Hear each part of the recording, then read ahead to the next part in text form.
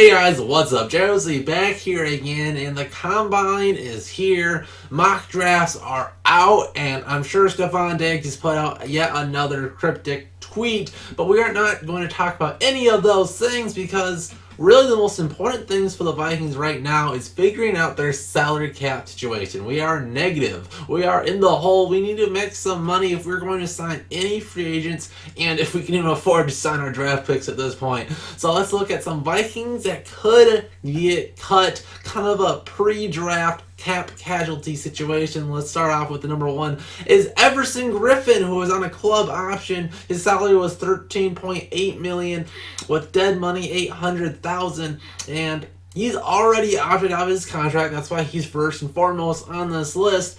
But can the Vikings re-sign him for cheap? If we're talking about something like half of his salary, so something about $5 to $6 million, I think that's probably worth it, but we'll have to see. And by the way, before I get too far on this list, some just important terms for people to know is the general salary is in their cap hit. The cap hit is how much money the Vikings will have to pay if they don't get cut or traded before the season starts. And dead money is how much they will get regardless. It's their guarantees. The Vikings can't get out of that. So if we cut them, we don't have to pay the cap hit, but we would still have to pay dead money. So in this Everson Griffin scenario, we still owe him $800,000, which basically nothing. So moving to Xavier Rhodes, the big man himself, the outside buffoon on the Vikings defense. His cap hit $12.9 million for a guy that was horrible. Dead money 4.8, saving over half the money. And this is one where I think is easily, he's not going to be on the team in 2020, but I think maybe there's a possibility the Vikings could trade him. Yes, he was horrible last year, former first-round pick, former All-Pro, and I think that might garner some interest where a team might take a sixth-round flyer on him. So I don't think trading Rhodes, despite how bad he was, is completely out of possibility. But next we have a 2-for-1, and this one should be fun to look at what we would have for defensive tackles. So first off, Linval Joseph, cap hit $12.8 million and 2.4 dead cap.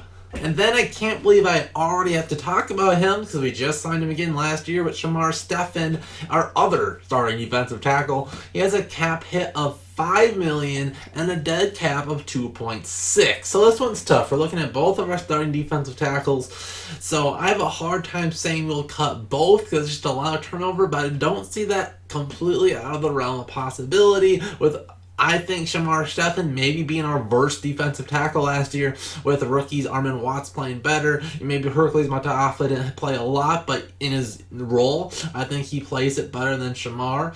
But I think in this scenario, I think Shamar needs to be a one tech. If he's a nose tackle and does what he's supposed to do, I think he might be worth it because you're only saving a little less than half of what his cap hit would be. So I think Shamar stays with the team, but Linval making 12.8 is not going to happen. He's still between a good and two great defensive tackle, right between there, but his elite days are over and he's just getting older. So I think cutting Linval Joseph, sad, but has to happen pretty soon. So moving on to a guy that I thought was a shoo-in to get cut. That's Kyle Rudolph.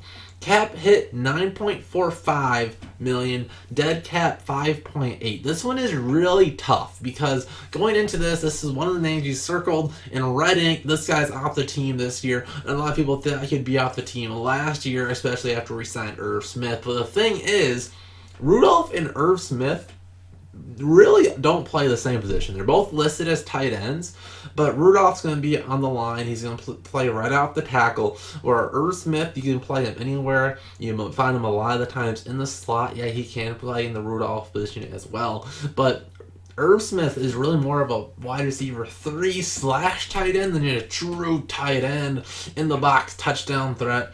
And then looking at the accounting version of Kyle Rudolph, 9.45 cap hit where you'd have 5.8 dead cap, so you don't even save half the money. So I just don't think cutting Rudolph is worth eating up all that dead cap. So I think you have to keep Rudolph this year and maybe look into getting rid of Rudolph next year. But I just don't think the savings is enough to cut Kyle Rudolph. But moving on, another tough one, Riley Reiff. Cap hit $13.2 million is huge. Dead cap 4.4, so you'd be a lot of savings there. And this one is still very, very tough. And I think this is the most ideal situation. Is you would have to restructure Riley Reiff. The Vikings could swing him into guard. An average left guard cap hit is about $8 million. To average a left tackle is about $10 million. So even if you go on the higher route and go, he's a $10 million average left tackle, that still saves $3 million. And I think that's very much worth it. I think Riley Reiff getting an average tackle or slide him into guard and pay him a little bit more, that's fine, is worth it. So I think that's the best case scenario. But the Vikings are in such a tough situation with cap. I would love to keep him. I think he's better for our team. But if we cannot get a restructure out of him, I think we just have to cut him.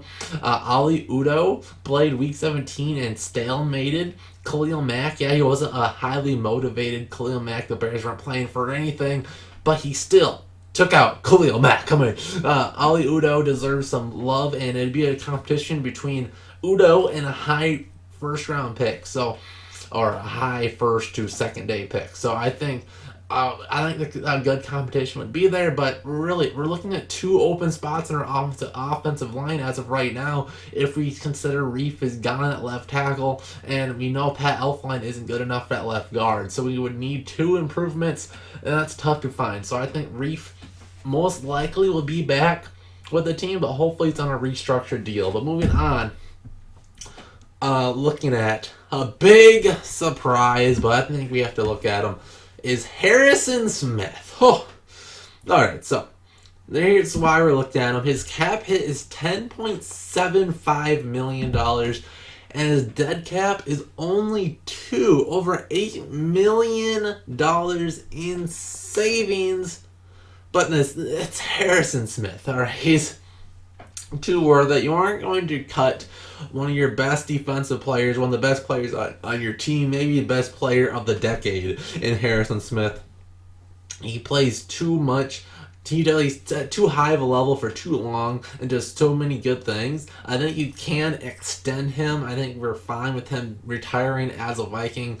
And he seems like a great leader. He's not a rah-rah Everson Griffin type leader, but he is a lead by example, which is really what our defense has really turned into. You have a lot of quiet guys that kind of do their thing. Look at Harrison Smith, Anthony Harris, Danielle Hunter, Anthony Barr, all quiet guys, just kind of do their job and do it well, and don't really get the big media attention because they're just quiet dudes that do their job well. And I think Harrison Smith is kind of epitomizes that. So I don't think you can cut Harrison. Maybe I could see trading Harrison Smith. It makes a lot more sense than trading Stephon Diggs, especially when the savings would be there, and at his high age, he still would warrant a good draft pick in return, or maybe even an offensive lineman. So maybe if there's the right price, a trade for Harrison Smith would make sense, especially if that means we for sure can sign Anthony Harris.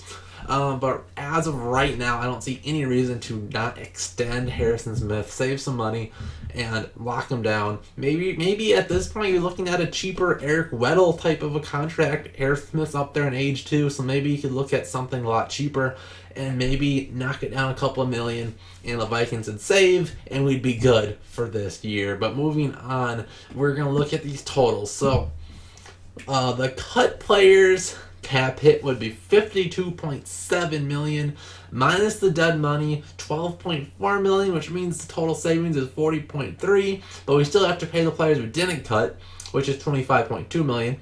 So total saving, all in all, $15.1 million of cap space is back just off this. No restructuring contracts, but we'll get to one in a little bit for a bonus, and nothing really crazy. So $15.1 million saved. Is that enough? We will have to see. But let's look at a bonus where we could get a little bit more money, and that is Kirk Cousins. Of course, $28 million guaranteed this year. Last year of his deal, And the Vikings have some leeway with maybe getting some salary cap breathing room with working with Kirk Cousins' contract. You could extend Cousins and convert the $28 million into a signing bonus. For those that don't know, a signing bonus gets evenly divided through the years of the contract. So the player gets it as soon as they sign it, signing bonus, obviously. But then it affects the salary cap divided into how many years the contract is. So let's look at something like this. Let's call a new Kirk Cousins extension something like 5-year, $150 million, but only first 3 years are guaranteed and it's backloaded. So we're looking at another 3-year guaranteed contract, but since it's not the entire contract, the media won't hate it as much. And it's backloaded, so hopefully you can help the Vikings. So I'm not a salary cap genius, but I would assume that would change the 2020 cap hit to $5.6 million if the full $28 million gets converted into a signing bonus. And then you'd look at that $5.6 million added onto whatever his new salary would be for 2021. But this is something that I think the Vikings can only do if they just do not like any of their starting caliber, year 2 starter caliber quarterbacks of this draft, or are just no way are going to draft a quarterback day 1 or 2 and are really high on Cousins. For me, I think we saw what Cousins can do if everything's working well around him. He has elite talent and nothing's going too wrong. He can look like an MVP. One thing goes wrong and he falls apart really quick. So I think we've seen basically his ceiling, and if the Vikings are fine with that, you can look at an extension coming up very soon. But give me your thoughts in the comment section down below. Did I miss a player? Did I cut a player you'd like too much? Tell me that in the comments, and we'll see you guys in the next JOZ Vikings video. See you guys then.